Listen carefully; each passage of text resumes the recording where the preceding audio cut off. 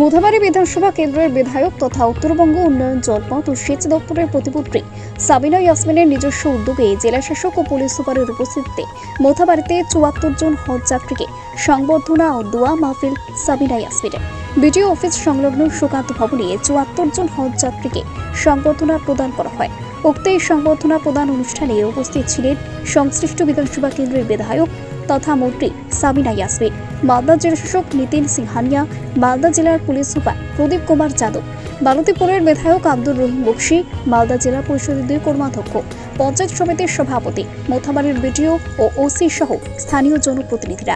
মন্ত্রী সাবিনা ইয়াসমিন হজ যাত্রীদের উদ্দেশ্যে বলেন, তারা যেন মক্কায় গিয়ে ভারতবর্ষের জন্য দোয়া করেন।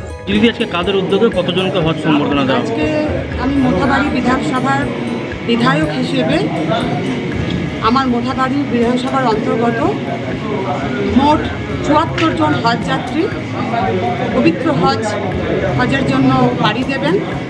তাদেরই একটা সংবর্ধনা অনুষ্ঠান এবং দোয়া মেহফিলের আয়োজন করা হয়েছিল। ওনারা ছাড়াও উপস্থিত ছিলেন ডিএম, এসপি সহ আমাদের জেলা পরিষদের মেম্বাররা, প্রধানরা। আজকে এই মেহফিল, দোয়া মেহফিলের মধ্য দিয়ে আমি এতটুকুই বলতে চাই, সমস্ত হজযাত্রীদের কাছে নিবেদন করতে চেয়েছি যে ওনারা ওখানে পবিত্র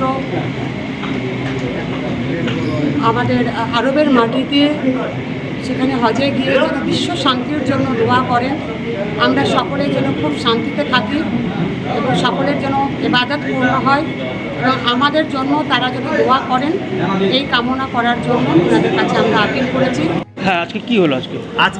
আজকে আমাদের সাবিনা ইয়াসমিনের নেতৃত্বে মানে কালীচক 2 ব্লকের সমস্ত হজ যাত্রীদেরকে নিয়ে যে একটা মানে সম্বর্ধনা সভা করলেন।